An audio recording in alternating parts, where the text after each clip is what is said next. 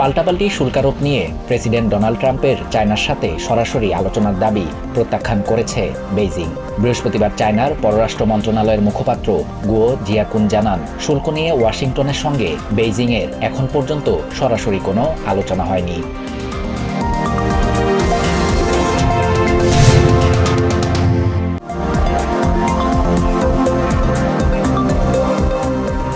পেন্টাগনে আমূল সংস্কার জরুরি হয়ে পড়েছে।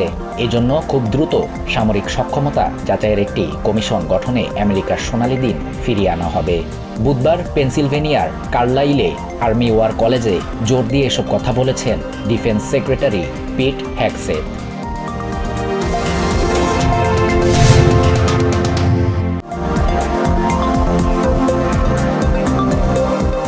প্রেসিডেন্ট ট্রাম্প দাবি করেছেন যুদ্ধ বন্ধের চুক্তিতে রাশিয়া রাজি, তবে ইউক্রেনের প্রেসিডেন্ট জেলেনস্কি বাধা দিচ্ছেন। বুধবার ওভাল অফিসে একথা বলেন তিনি। জানান, তিনি ভেবেছিলেন জেলেনস্কির সাথে কাজ করা সহজ হবে, কিন্তু এখন পর্যন্ত এটি কঠিনই রয়ে গেছে।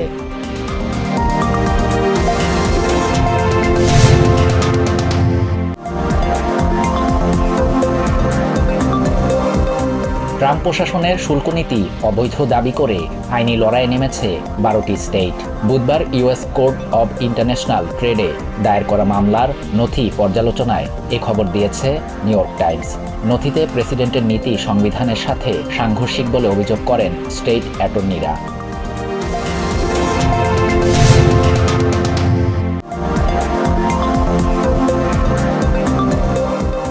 বিশ্বকে টিকিয়ে রাখার জন্য 3-0 থিওরি বাস্তবায়নের বিকল্প নেই বলে মন্তব্য করেছেন প্রধান উপদেষ্টা ডক্টর মোহাম্মদ ইউনূস।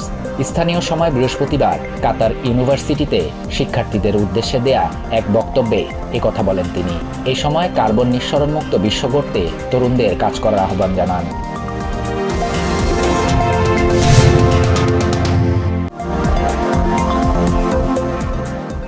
শিক্ষার্থীদের আন্দোলনের মুখে খুলনা প্রকৌশল ও প্রযুক্তি বিশ্ববিদ্যালয়ের উপাচার্য মোহাম্মদ মাসুদ ও উপ উপাচার্য শেখ শরীফুল আলমকে অপসারণ করেছে শিক্ষা মন্ত্রণালয়।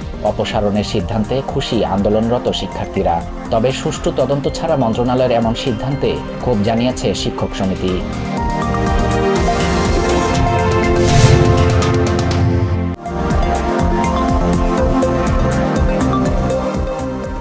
মালয়েশিয়া সহ বন্ধ থাকা বিভিন্ন দেশের শ্রম বাজার খুলতে সরকারকে দ্রুত পদক্ষেপ নেওয়ার আহ্বান জানিয়েছেন শ্রমিক রপ্তানিকারক সংগঠন বায়রা। প্রবাসী শ্রমিকরা রেমিটেন্স পাঠানোর মাধ্যমে অর্থনীতির প্রাণশক্তি হিসেবে কাজ করেন উল্লেখ করে শর্ত মেনে বা আলোচনার মাধ্যমে সমস্যার সমাধান করার দাবি বায়রা সদস্যদের।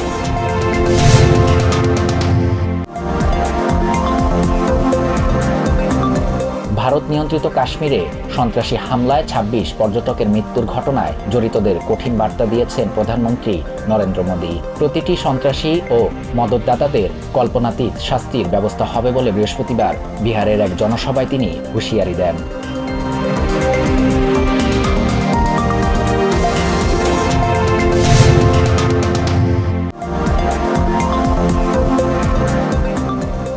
ইউক্রেনের রাজধানী কিয়েভে ব্যাপক ক্ষেপণাস্ত্র ও ড্রোন হামলা চালিয়েছে রাশিয়ান বাহিনী।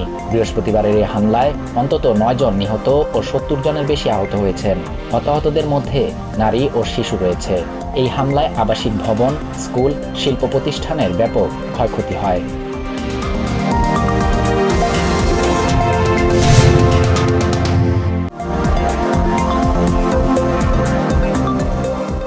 দক্ষিণ এশিয়ার বিশ্বকাপ খ্যাত সাব চ্যাম্পিয়নশিপ স্থগিত ঘোষণা করা হয়েছে।